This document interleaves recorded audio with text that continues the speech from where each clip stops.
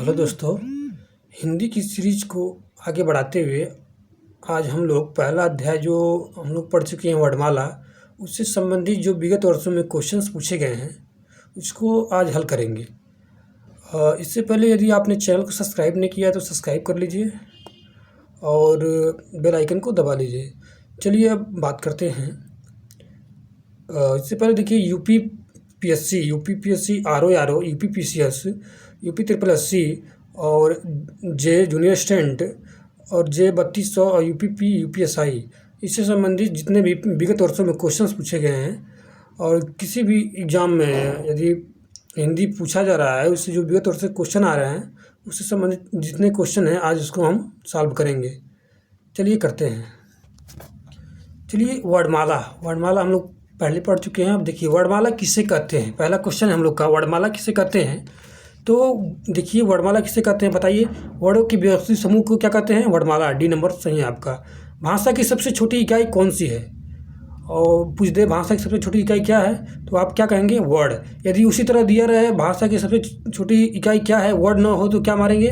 ध्वनि। हम लोग पढ़े हैं क्लास में, उसको उस वीडियो को देख लीजिए, उसके बाद इसको देखिएगा, नहीं तो कोई मतलब नहीं निकलेगा। चलिए अब आगे बढ़ते हैं।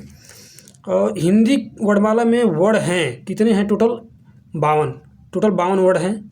आगे बढ़ते हैं। भाषा की सबसे छोटी इकाई क्या है? वर्ड। वही ऊपर पढ़े हैं जो भाषा की सबसे छोटी इकाई क्या है? वर्ड। व्यंजन और स्वर के संयुक्त रूप को हम क्या कहते हैं? व्यंजन और स्वर जो संयुक्त रूप से मिलते हैं क्या कहते हैं? अक्षर कहते हैं, अक्षर। और आगे बढ़ते हैं। हिंदी भाषा में कितने स्वर हैं? हिंदी भाषा में टोटल 11 स्वर हैं। और पूरा आप पढ़ें आप वर्णमाला की क्लास में। हिंदी भाषा में कितने व्यंजन हैं? हिंदी भाषा में टोटल 33 व्यंजन हैं। एक से अधिक वर्डों की मेल को क्या कहते हैं? अब एक से अधिक जहाँ वर्ड मिलेंगे उस अक्षर बन जाएगा। चलिए आगे बढ़ते हैं। हिंदी वर्णमाला में व्यंजनों की संख्या कितनी है? 33 व्यंजन है टोटल। क से ज्ञ तक जो व्यंजन हैं उसमें 33 व्यंजन है। अब आगे बढ़ते हैं। जिसका देखिए 10वां नंबर है, जिसका उच्चारण स्वतंत्र रूप से होता है और व्यंजन के उच्चारण में सहायक होता है उसे क्या कहते हैं? स्वर। स्वर जो होता है वो स्वतंत्र रूप से होता है और व्यंजन जो क ख ग है उसको बोलने में सहायता करता है स्वर। अब चलिए आगे बढ़ते हैं। 11 नंबर। हिंदी में ध्वनियाँ कितने प्रकार की होती हैं? दो प्रकार की ध्वनियाँ होती हैं, स्वर ध्वनियाँ और व्यंजन ध्वनियाँ। और देखिए वर्णमाला में स्पर्श व्यंजनों की संख्या कितनी है? 25 कौन कौन सा है? जो क वर्ग है, क वर्ग में 5 हैं और क च ट त प न वर्ग है जो उसमें जो 5 हैं, क से लेके और अंग तक 5, इसलिए ट से लेके ञ तक 5, अण तक 5, च से लेके ञ तक 5, इस तरह क च ट त प यहाँ तक जो 5 है, 25 आपके हो गए। वर्णमाला के जो स्पर्शी व्यंजन है उसी को कहते हैं। चलिए आगे बढ़ते हैं। भाषा की सार्थक लघुत्तम इकाई किसे कहा जाता है? शब्द को भाषा की सार्थक लघुत्तम इकाई कहा जाता है। अब चलिए लिपि चिन्हों के क्रमबद्ध समूह को क्या कहते हैं? वर्णमाला कहते हैं। जो लिपि चिन्ह है इस क्रमबद्ध मतलब क्रम से उससे बद्ध किया जाए, मतलब सजाया जाए, उससे वर्णमाला कहेंगे। चलिए कहीं सहायक में पूछा। वर्णों के समुदाय को क्या कहते हैं? वर्णों के समुदाय को हम वर्णमाला कहते हैं। अब देखिए आगे बढ़ते हैं। हिंदी भाषा में कुल कितने व्यंजन हैं? तो टोटल 33 व्यंजन हैं। अब देखिए शब्द की सबसे छोटी इकाई क्या है? शब्द की सबसे छोटी इकाई वर्ड है। और देखिए निम्न में दीर्घ स्वर क्या है? दीर्घ स्वर सबसे बड़ा स्वर क्या है? ई, ऊ।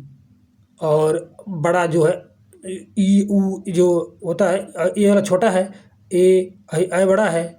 इसी तरह पूछा सबसे बड़ा स्वर कौन सा है? ई सबसे बड़ा स्वर है इसमें। निम्न में से कौन सा मूल दीर्घ स्वर नहीं है? मूल दीर्घ स्वर नहीं है पूछा है तो ओ। मूल दीर्घ स्वर में कितने होते हैं? 4। देखिए आ, ई, ऊ मूल दीर्घ स्वर है। और जो संयुक्त स्वर है देखिए ये संयुक्त स्वर ओ है, क्योंकि ये अ प्लस ऊ से मिल के बना है, इसी कारण संयुक्त स्वर है। आगे बढ़ते हैं। हिंदी भाषा में ह्रस्व स्वरों की संख्या कितनी है? हिंदी भाषा में ह्रस्व स्वर कितने हैं? 4 हैं। कौन कौन से हैं? देखिए अ है आपका ह्रस्व स्वर, अ, ई, ऊ, ऋषि। 4 जो हैं हिंदी भाषा में ह्रस्व स्वर हैं। अ, ई, ऊ अरिसी। निम्न में से दीर्घ स्वर कौन सा है? आ जो है दीर्घ स्वर है, आ जो है दीर्घ स्वर है। आगे बढ़ते हैं। निम्न में से उच्चारण दीर्घ स्वर से अधिक समय लगता है किसमें? प्लुत में। प्लुत नहीं होता ओम, ये प्लुत है, इसमें ज़्यादा समय लगता है। ओम लिखेंगे तो ज़्यादा समय लगे, बोलने में ज़्यादा समय लगता है। प्लुत स्वर कौन सा है? देखिए ओम लिखा है, ओम लिखा गया है, यही प्लुत स्वर है। हिंदी स्वरों का वर्गीकरण जब जीभ के अग्रभाग से किया जाता है तो इनमें कौन सा भेद इनके अंतर्गत नहीं आता है? देखिए जीभ के आधार पर हम 3 भागों में बांट सकते हैं, अग्र, मध्य और पश्च। तो आपका अग्र में क्या क्या आता है? ई आता है, छोटी ई, बड़ी ई, ऊ, ई, छोटी ई, बड़ी ई, उसके बाद ए, अरिसी, ये सब आता है आपका अग्र वाले में। आगे से बोलने पर जो आवाज़ निकल रहा है, देखिए ई निकल रहा है, छोटा ई और बड़का ई, ए, अरिसी, ये 5 आता है जो। अब पश्च स्वर में देखिए आ बोलने पर पीछे की तरफ आवाज़ जा रही है, ऊ, ओ, ये सब पश्च स्वर है। और इसका विभ्रित स्वर ये अलग है। ये पूछा है कौन? जीभ के आधार पर पूछा है, तो मध्य स्वर है। मध्य स्वर में क्या आता है? अ बस आता है। ठीक, चलिए आगे बढ़ते हैं, समझ में आ गया होगा आपको। एक बार वीडियो उसको देख लीजिएगा पीछे वाला। ठीक, आगे बढ़ते हैं। मध्य स्वर कहते हैं अ को मध्य स्वर कहते हैं। भाषा विज्ञान की दृष्टि से ऊ किस प्रकार का स्वर है? तो ऊ जो है देखिए पश्च, ऊ बोल रहे हैं तो पीछे की तरफ आवाज जा रही है तो पश्च स्वर हो गया, पश्च संवृत स्वर। निम्न में से कौन सा स्वर संवृत है? तो ई, ऊ और बड़का ऊ, ऋषि, ये सब जो है संवृत स्वर, संवृत है। अब आगे बढ़ते हैं, आगे बढ़ेंगे, देखेंगे अब आगे कहाँ से यहाँ से। अर्धविवृत स्वर कौन सा है? अर्धविवृत जिसमें आधा गोला बनता है, ए आधा मुँह मतलब खोलना पड़ता है, तो अर्धविवृत। ए अर्धविवृत है। आगे बढ़ते हैं। स्वर ध्वनि के प्रकार कितने हैं? डी, मतलब 3 वो हैं, ह्रस्व स्वर, दीर्घ स्वर और प्लुत स्वर। आगे बढ़ते हैं। जो स्वरों के उच्चारण में लगने वाले जो समय लगता है उसे क्या कहते हैं? उसे हम क्या कहते हैं? मात्रा। अब आगे बढ़ते हैं। मात्रा स्वर को क्या कहते हैं? जो मात्रा स्वर रहता है इसे एक समरूप होता है, ग्रेफिक रूप होता है, नीचे जो इस तरह आता है उसे वही कहते हैं। ओ और अ किस प्रकार के वर्ड हैं? ये कंठोष्ठ हैं। कैसे हैं अब देख लीजिए। जैसे ओ और अ कैसे बनता है? देखिए क प्लस ऊ से ओ बना है ओ। कौन सा है? कंठ है। ऊ क्या है? ओष्ठ है, तो कंठोष्ठ हो गया। ठीक, आगे बढ़ते हैं। स्वर किसका भेद है? स्वर जो है वर्णों का भेद है, वर्णों का, समास का, लिंग का, सिर नहीं, उसका नहीं है, वर्ण का भेद है। इनमें से कौन सा संयुक्त स्वर नहीं है? देखिए ए मिला है, अ प्लस ई मिल के ए बना है, ए बना है, अ प्लस ए मिलकर ए वाला ए बना है, ओ मिला है, अ प्लस ऊ मिल के ओ बना है, तो ऊ प्लस ऊ मिल के बड़का ऊ बन गया है। ये संयुक्त नहीं है, मतलब एक ही से है, एक से ही बना है, तो सजाती हो गया एक तरह से। ये सब विजाती हैं। निम्न में से कौन सा स्वर कंठतालव्य है? कंठ और तालु दोनों से बोला जाता है। तो देखिए कंठ से अ बोला जाता है और तालु से ई, तो कंठतालव्य कौन हो गया? अ प्लस ई मिलके ए हो गया। तो ए वाला आपका हो गया, ए जो यहाँ पर है ए, ये आपका हो गया कंठतालव्य। आगे बढ़ते हैं। निम्न में से कौन सा शब्द अनुनासिकता है? संभालना जो है अनुनासिकता है। संभालना नाक से बोला जा रहा है, हाँ नाक से नहीं, देखिए अनुनासिक जो है नाक से आवाज़ निकलती है अनुनासिक में। आगे निकल, कौन से शब्द में अनुनासिकता है? देखिए ये कंगन, ये देखिए कंगन अनुस्वार है, और आपका कंटीला अनुनासिक है। देखिए निम्न से किस वर्ण का उच्चारण कंठ तालु है? कंठ और तालु से कौन सा? ए किससे बनता है? अ प्लस ए से, मतलब अ प्लस ई से बड़का ई से ए से बनता है ए, कंठ है और जो है आपका तालु है, कंठ तालब हो गया। आगे बढ़ते हैं। ए का उच्चारण स्थान क्या है? कंठ तालव्य है, अभी हम लोग पढ़े हैं। आगे बढ़ते हैं 41 नंबर। स्वर ए और ए का उच्चारण है तो ए ही कंठ तालव्य है। मात्रा के आधार पर स्वर कितने प्रकार के होते हैं? 3 प्रकार के, ह्रस्व, दीर्घ और प्लुत। और वर्ण तालिका के अनुसार ह्रस्व स्वर, दीर्घ स्वर और प्लुत स्वर क्या है? स्वर है जिनका ध्वनि केवल मुख से निकलती है, इसे क्या निर्नासिक या मौखिक स्वर कहते हैं। आगे बढ़ते हैं। अब मुख और नाक दोनों से निकलती है तो अनुनासिक, निर्नासिक कहते हैं, केवल मुख से निकलती है।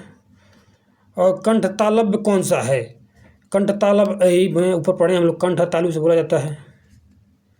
ए और ए का उच्चारण है कंठ तालव्य है। अच्छा 47 नंबर आएंगे। हाँ, इनमें से कंठ ध्वनियाँ कौन सी हैं? तो क ख कंठ वाले हैं। कंठ क वर्ग तालु, कंठ तालु च वर्ग मूर्धा, क च ट मूर्धा आपका नीचे वाला आ गया।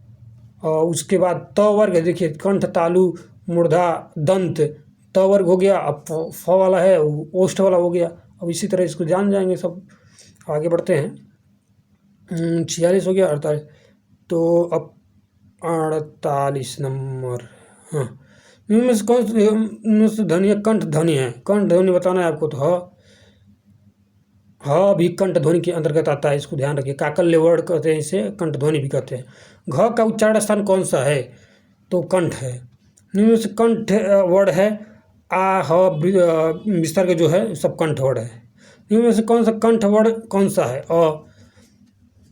स का उच्चारण स्थान बताया। सलजम वाला स का जो होता है ना, उसका तालु से होता है।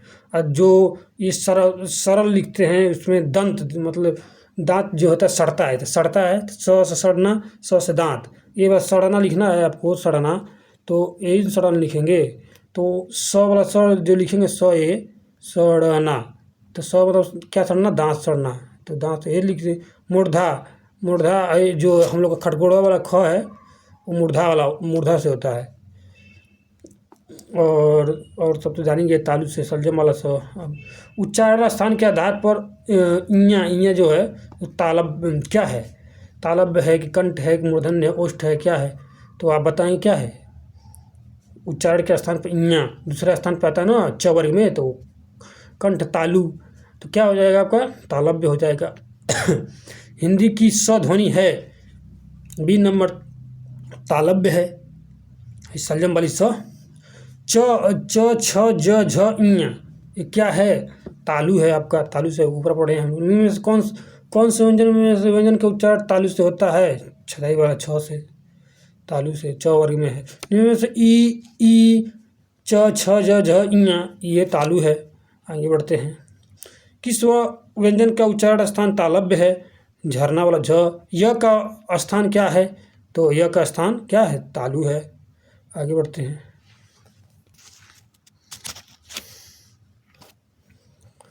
सलजम वाला स आप जान जाए, सलजम वाला स क्या है? ये आपका तालु। अब मूर्धा, ये वाला स मूर्धा है। और ये दांत सड़ता है तो यही वाला स। ठीक है, आगे बढ़ते हैं। निम्न में से तालव्य ध्वनि है स। तालु से सलजम खाते हैं, दांत सड़ता है। तालु से सलजम खाते हैं, दांत सड़ता है। मूर्धा खटकोड़वा है, खटकोड़ मूर्धा है। च वर्ग है, जन्म करता तालव्य। अंग का उच्चारण है अंगण, अंग ये वाला मूर्धन्य से है। ड़ है, ड़ का उच्चारण है मूर्धन्य। इनमें हिंदी के मूर्धन्य ध्वनियाँ कौन कौन हैं? तो कंठ तालु मूर्धा ट वर्ग कितने हैं? सब मूर्धन्य हैं। जिनका उच्चारण ऊपर से दांतों पर जीभ लगने से होता है उसे क्या कहते हैं? दंत। अब आगे बढ़ते हैं, इधर है सब क्वेश्चन देख लेंगे। निम्न में से दंत ध्वनियाँ कौन सी हैं? दंत ध्वनियाँ त वर्ग जितना त थ द ध सब दंत हैं। इनमें से कौन सी मूर्धन्य ध्वनियाँ नहीं है? ढ जो है मूर्धन्य ध्वनि नहीं है। अब आगे बढ़ते हैं। ट वर्ग के किस वर्ग के अंतर्गत आता है? सी मूर्धन्य।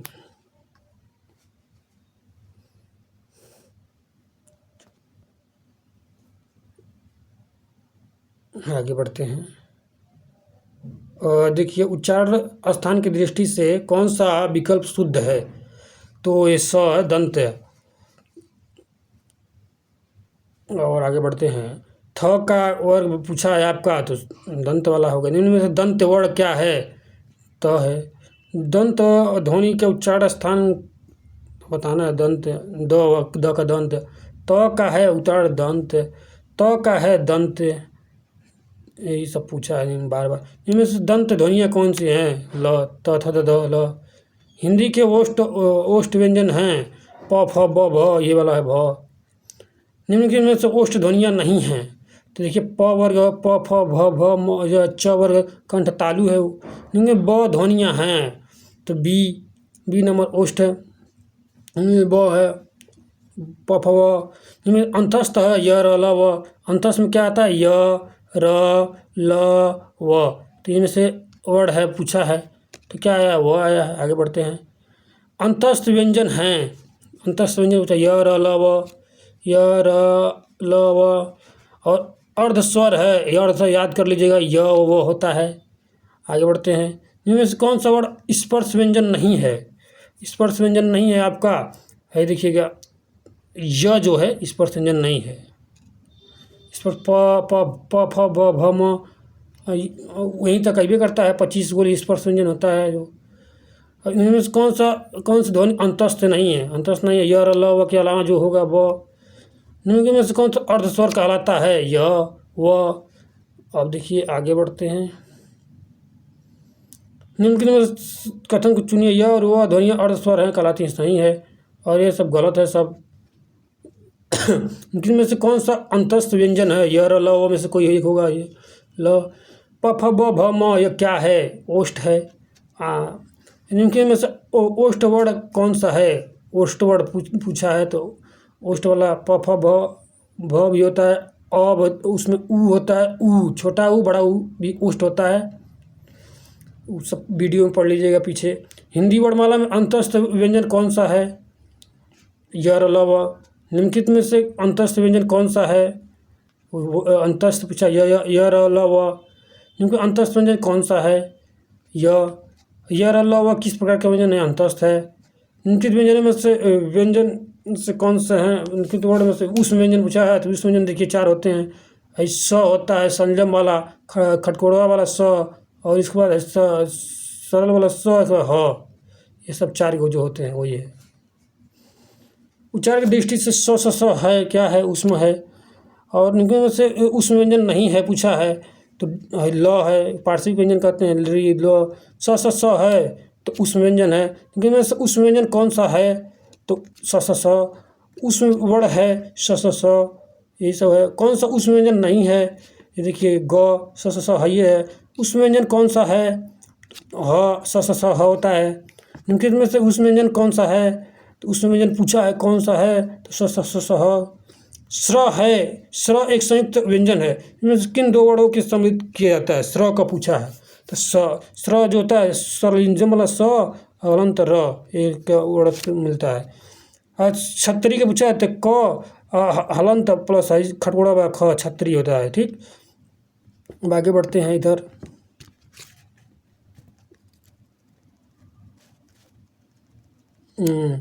आगे बढ़िए और देखिए। हाँ, निम्न में से संयुक्त व्यंजन कौन सा नहीं है?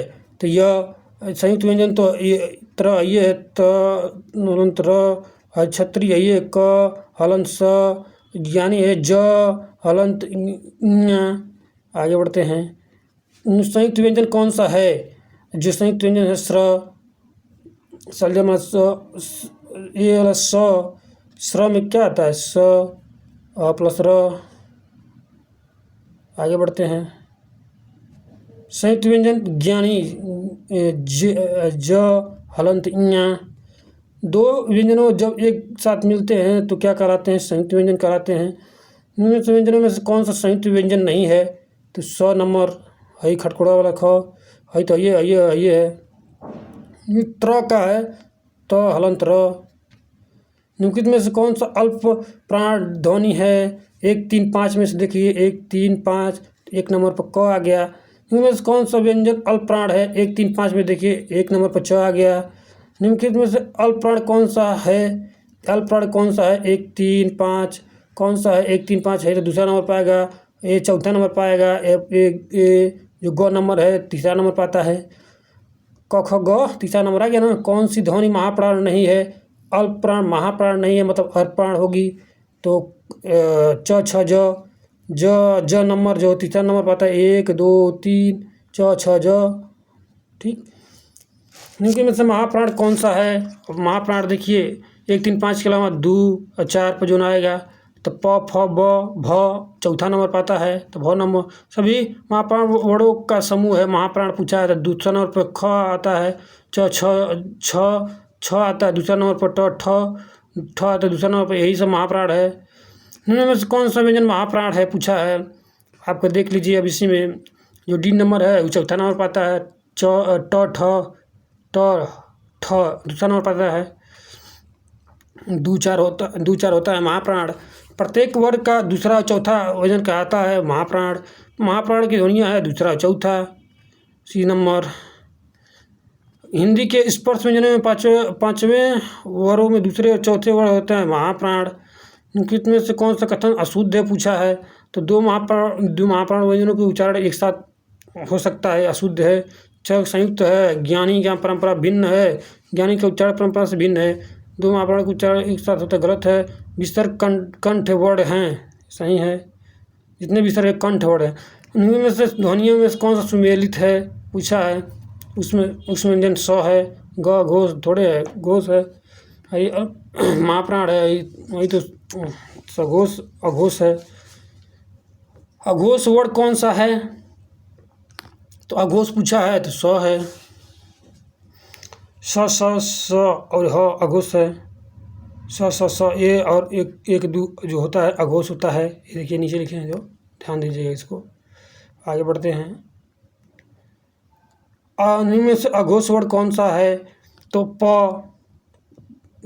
1, 2 अघोष और 3, 4, 5 सघोष। देखिए 1, 2 अघोष और 3, 4, 5 सघोष। आगे बढ़ते हैं। निम्नलिखित कौन सा वर्ण अघोष है, तो 1, 2 पहले नंबर पर च आ गया। निम्नलिखित में से कौन सा वर्ण अघोष है, अघोष देख लीजिए क पहला दूसरा। निम्नलिखित में से घोष वर्ण बताना है आपको, तीसरा चौथा। अघोष घोष वर्ण कौन सा है पूछा है, ज है, च छ ज 3, 4, 5 होता है तो तीसरा नंबर पर आ गया। जो सघोष कौन सा है, तो आपका हो गया ब प फ ब, सघोष को ही घोष कहते हैं। अयोगवा कौन सा है, अयोगवा विसर्ग जितने होते हैं विसर्ग को ही कहा जाता है। अयोगवा कहा जाता है अनुस्वार और विसर्ग दोनों को। आगे बढ़ते हैं। हिंदी भाषा की कुल वर्ण ध्वनियाँ लिपियाँ हैं सी 52 को।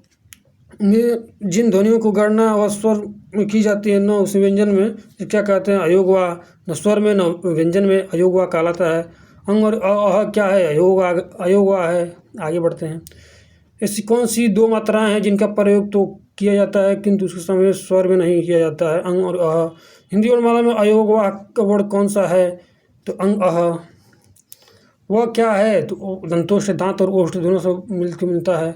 इनमें से कौन सा वर्ण सघोष महाप्राण व्यंजन है। महाप्राण देख लीजिए 2, 4 में जो आएगा 2, 4 च छ ज झ, 4 पर कौन आएगा झ, ये तो नहीं होगा। ये ट ठ ये भी नहीं होगा। ये प फ ये भी नहीं होगा। ये 4 पर एक ही होगा। कामता प्रसाद गुरु के ने बा प्रयत्न के अनुसार व्यंजनों की कितने भेद माने हैं, 2 गो। व्यंजन की दृष्टि से वो क्या है, दंतोष्ठ है। इसको याद करने वाला बता दिए, याद कर लीजिए इसको बढ़िया से। निम्न से कौन सा व्यंजन ध्वनियाँ स्पर्शी संघर्षी कहलाती है, च छ ज झ झ स्पर्शी संघर्षी यही कहलाती है। इसको भी याद करने वाला है। च वर्ग जितना है च छ ज झ स्पर्श संघर्षी कहलाती है। ठीक, इनमें स्पर्श ध्वनियों में से कौन सी दंतोष्ठ है, दंतोष्ठ पूछ देते हैं कि वह दांत और ओष्ठ तो बोला जाता है। इनमें से स्पर्श घोष महाप्राण और ओष्ठ, ओष्ठ पहले देख लीजिए, प फ ब में से कोई एक होगा, तो भ ये है, बस खत्म बवाल। अब आइए इधर बढ़ते हैं। आधुनिक व्याकरण में दृष्टि से ब का स्थान पूछा है, तो ब का स्थान देखिए, प फ ब, प फ ब, पहले तो अल्प प्राण होगा, महाप्राण तो ही नहीं करेगा किसी में, अल्प प्राण होगा, ठीक। और घोष, घोष होगा, क्योंकि वो प फ ब जो ब है तीसरा स्थान पा रहा है, तो घोष, तो अल्प प्राण घोष एक ही में दिया है यहाँ पर, एक मार के भागी आगे, वही सही है, बी नंबर। पारणि शिक्षा की ध्वनियों की ओर करता है, स्वर का स्थान प्रयत्न अनुप्रादान के आधार पर निम्नलिखित में से अघोष प्राण अल्प प्राण ध्वनियाँ कौन सी हैं, तो ये डी नंबर है, क त। तो प्रसन्न, जो प्रसन्नता है शब्द में कौन सी ध्वनि है, तो ये युग्मक ध्वनि है।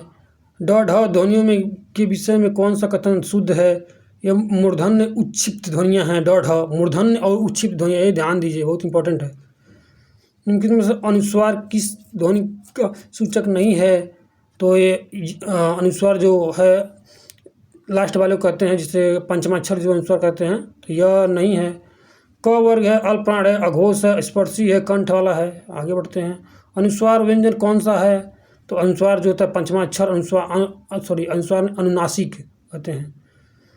अब शब्दकोश में पहले आने वाले शब्द क्या कहलाते हैं, वक्त कहलाते हैं। इनमें से किसके अभाव से हम पढ़ नहीं सकते हैं, वर्णमाला के क्रमबद्ध ज्ञान के अभाव से। जिह्वा के आधार पर स्वर कितने प्रकार के होते हैं, 3, अग्र मध्य पक्ष निम्नलिखित। अब बताइएगा कि 3 अग्र मध्य पक्ष में कौन कौन आता है, लिख दीजिएगा कमेंट में आप। हिंदी शब्दकोश में स का क्रम किस वर्ण के बाद आता है, तो क और ख के बीच में श्र आता है, ठीक, ये आता है, ठीक। देखिए व का स्थान है, दंतोष्ठ हो जाएगा आपका। निम्नलिखित में से पार्श्विक है ल। निम्नलिखित में से कौन सा व्यंजन संघर्ष इस पर संघर्षी है, ज। दंतोष्ठ ध्वनि कौन सी है, व। देखिए आगे बढ़ते हैं। जब एक ही ध्वनि का द्वित हो जाता है तो युग्मक कहलाती है। आगे बढ़ते हैं। देखिए सभी स्पर्श व्यंजन कौन से समूह में हैं, तो ये क छ पद, ये सब स्पर्श व्यंजन है। र का वो स्थान पूछा है, तो वर्ष है, लुंठित है, सघोष है, अल्पप्राण है। आगे बढ़ते हैं, पहला नंबर सही था। स्पर्श व्यंजन कंठ, जो स्पर्श व्यंजन कंठ ध्वनि अघोष और महाप्राण ध्वनि है, तो ख नंबर। महाप्राण देख लीजिए पहले, ठीक। दूसरा में कौन कौन है, एक ही दो ये है, दो काट दीजिए ऊपर वाला, क ग, ये 2 है बस। अब पूछा है कंठ में एक है, और क्या पूछा है, कंठ ध्वनि अघोष पूछा है, तो पहला दूसरा सघोष, पहला दूसरा अघोष, और 3 4 5 आपका सघोष या घोष कहते हैं इसको। तो पहला दूसरा में यही है, ख एगो, ठीक। तो ख नंबर सही हो जाएगा। अंतस्थ है, य र ल व, और उसमें है य र ल स स ह, 4 4 8, 4 + 4 कितना होता है, 8। निम्नलिखित में काकल्य है, काकल्य ह। निम्नलिखित में से कौन सा व्यंजन संघर्षी है, ह। अब आगे बढ़ते हैं। निम्नलिखित में से कौन सा देवनागरी लिपि की वर्ण ध्वनि नहीं है, तो ग्रीवा ध्वनि और देवनागरी लिपि की वर्ण ध्वनि नहीं है। जिह्वा की नोक जब ऊपर दांतों में पंक्ति से सामने वाले दांतों के ऊपरी हिस्से से संपर्क में आकर वायु प्रवाह की अवरुद्ध करती है, तो ऐसे उच्चारण को क्या कहते हैं, तो वर्त से कहते हैं। आगे बढ़ते हैं। स्वर तंत्रियों के आधार पर व्यंजनों को कितने वर्गों में बांटा गया है, घोष और सघोष, 2 घोष और अघोष। हिंदी शब्दकोश में क के बाद कौन सा व्यंजन आता है, क के बाद श्र, क के बाद श्र आता है, छत्री व छ। उनकी प्रत्येक वर्तनी के सभी वर्णों को उसी क्रम में अलग अलग दिखाना क्या कहलाता है, वर्ण विच्छेद कहलाता है। इसमें छ और ये ड, छत्री छ ड, ठीक में क्या आता है, तो यही नहीं है, एक बीच में पूछा है ना, तो छाता, छाता, जहाज, झरना, इया, टट्टू, ठठेरा, ये सब लिख लेंगे अड तक, और दोनों से 3 हटा देंगे, बीच में जो आएगा वही होगा, तो बीच में यहाँ आ रहा है, ठीक। निम्नलिखित में से कौन सा व्यंजन पार्श्विक है, ल। और देखिए निकुंज में दृष्टि से संबल ध्वनि कौन सा है? समप्रयुक्त ध्वनि जो है संबल ध्वनि का वर्गीकरण है। आगे बढ़ते हैं। र और म का रूप है म्रम, ये ऊपर जो है बना है ये रूप। पूर्ण रूप है प्र में पूर्ण रूप क्या है? तो र है। प्र लिखना है तो इस तरह लिखा जाता है प्र, ठीक, लेकिन लिखा गया है देखिए किस तरह, इस तरह लिखेंगे तो गड़बड़ हो जाएगा। आगे चलिए, तो र का पूर्ण रूप है उसमें प्र में। आगे चलते हैं। वह तो जन्म करते हैं क्या है आप? अंतस्थ य व ड ढ क्या है? और उच्छिप्त है, ये विकसित वर्ड भी कहते हैं इस उच्छिप्त को। च छ ज झ ये आपके क्या स्पर्श संघर्षी व्यंजन है। पंछी में कितने व्यंजन वर्ण हैं? 3। पंछी में 3 वो हैं प से, और ये छ को भी करेंगे तो क प्लस एक खटखड़ा ख से टूट जाएगा। तो पंछी में 3 वो हैं आप व्यंजन वर्ण। वर्णों के कितने भेद हैं? 2 स्वर व्यंजन। निम्नलिखित में से स्वर का क्रम किस वर्ण में आता है? क में। कौन सा शब्द र व्यंजन नहीं है? इसमें र पूछा है, इसमें नहीं है, तो मात्रा में है, मूर्धा में भी है और क्रम में भी है, मातृभूमि में नहीं है, त्रि है, त वर्ण है इसमें। निम्नलिखित में से कौन सा वर्ण व्यंजन नहीं है? उ स्वर है। इनमें कौन सा ध्वनि ओष्ठ नहीं है? त दंत है। निम्नलिखित में से किस ध्वनि में द्वितीय व्यंजन है? दिल्ली में द्वितीय व्यंजन दोहरावे, एक ही वर्ड को बार बार आधा एक रहे पूरा रहे, द्वितीय का अर्थ। कौन सा अमानक वर्ड है? ये अमानक है, क ख एक सब सही है। भक्ति जो भक्त लिखा गया। इनमें से कौन सा स्वरों की कुल संख्या कितनी है? 11। इनमें से कौन सा स्वर नहीं है? ज, ये सब स्वर हैं। इनमें कौन सा ट का नहीं है, मतलब ट वर्ग का नहीं है? घ। सजाती संधिस्वर ध्वनियाँ कौन सी नहीं है? और अ प्लस अ मिलकर आ मिलता है, उ प्लस उ मिलकर उ मिलता है, ई प्लस ई मिलकर बड़का ई बनता है, ए मिलता है अ प्लस ई मिलके, यही नहीं है डी। क्योंकि में कौन सा वर्ड स्वर है? ए। निम्नलिखित में से कौन सा अंतर सही है? ओ का उच्चारण स्थान कौन सा है? कंठ ओष्ठ। कंठ ओष्ठ क्यों है? अ प्लस उ मिलके ओ बनता है, तो अ है कंठ, उ है ओष्ठ, कंठोष्ठ हो गया। आगे बढ़ते हैं। च प्लस झ छाता वाला छतरी में छ का स्थान पूछा है, तालु। ये देखिए क ग ज फ, ये जो अरबी फारसी का शब्द है यही है। तालव्य पूछा है, कंठ तालु। तो आगे बढ़ते हैं। ये नंबर जो सही था। कौन सा वर्ड घोष नहीं है? घोष नहीं है तो अघोष होगा। तो पहला दूसरा अघोष, त थ दोनों अघोष। ऋषि स्वर नहीं है, किस में नहीं है? कृष्णा में है, कृपा में है, दृष्टि में, आज में नहीं है। किस ध्वनियों के अनुस्वार कहा जाता है? जो स्वर के बाद आने वाली ध्वनियाँ, नासिक ध्वनियों को अनुस्वार कहा जाता है, स्वर के बाद आने वाली ध्वनियाँ। हिंदी के मूलतः वर्णों की संख्या कितनी मानी जाती है? 52 को। हिंदी में वर्णों में व्यंजनों की संख्या कितनी मानी जाती है? 33 व्यंजन हैं। हिंदी में जो हैं उस व्यंजनों की संख्या कितनी है? स स ह 4 गो। इनमें से वर्णों के उच्चारण करते समय केवल श्वास का प्रयोग किया जाता है, तो उन लोग क्या कहा जाता है? अघोष। केवल सांस को, और सांस के साथ जब कंपन हो तो सघोष हो जाएगा, ठीक। अल्पप्राण कम मतलब अल्पप्राण 1 3 5 जो होता है क, इसके बोलने में जैसे कि कम हम लोग को दम लगाना पड़ता है तो अल्पप्राण कहते हैं इसको बोलने में। ख महाप्राण, ख घ रगड़ा रही है, पूरा दम भी लग रहा है, ठीक, महाप्राण है। यर लव है अंतस्थ व्यंजन। इनमें कौन सा व्यंजन पश्च स्वर है? पश्च स्वर पूछा है तो आ। पश्च स्वर में देखिए 5 हैं, आ है, उ है और ओ है और एक औ है, ठीक, ये सब पश्च स्वर हैं। आगे बढ़ते हैं।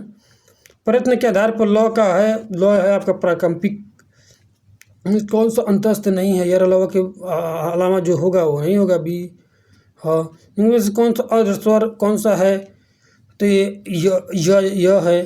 निम्नलिखित में से कौन सा नासिक के व्यंजन कौन सा है? इया पंचमाक्षर जितने नासिक हैं। ए ऐ क्या है? तो ए ऐ कंठतालव्य है। कंठ और तालु से इसको ताड़ेंगे तो बनेगा पूरा। इनमें से कौन सा अघोष वर्ण है? अघोष है पहला दूसरा। पहला दूसरा स तीनों स जो है अघोष होते हैं, बहुत ध्यान देने वाली है। पहला दूसरा तीनों स मतलब 12th के बाद स ये 12th। घ का उच्चारण स्थान कौन सा है? घ का उच्चारण स्थान जानते हैं कंठ का। कौन सा वर्ण ओष्ठ नहीं है? ये तो कंठ है। अल्पप्राण ध्वनियाँ कौन है अल्पप्राण पूछा है इसमें। तो ये देखिए अल्पप्राण 1 3 5 एक आया है च छ ज तीसरा में आ गया इया, पाँचवा 1 3 5। निम्नलिखित में से कौन सा महाप्राण है? दू चार में आपका तो थ दूसरा नंबर पर। लेकिन कौन में से किसे हिंदी का मानक वर्णमाला स्थान नहीं है? किस श्री जो लिखा है वर्णमाला में इसका स्थान नहीं है। आगे बढ़ते हैं। स में कौन सा व्यंजन कहलाता है? स उष्म, जो उष्म संघर्षी व्यंजन कहलाता है इसे।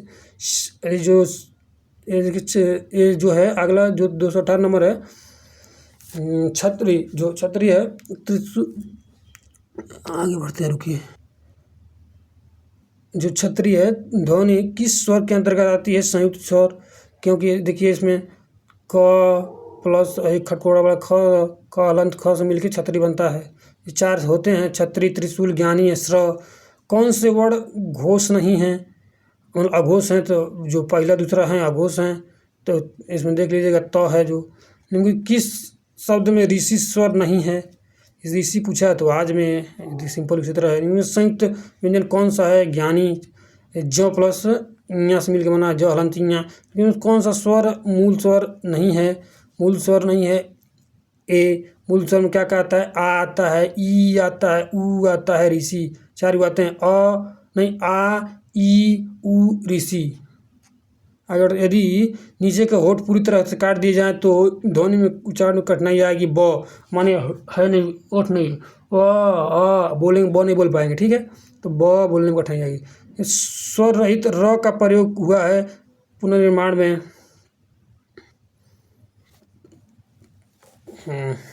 पूरा र का प्रयोग हुआ पुनर्निर्माण।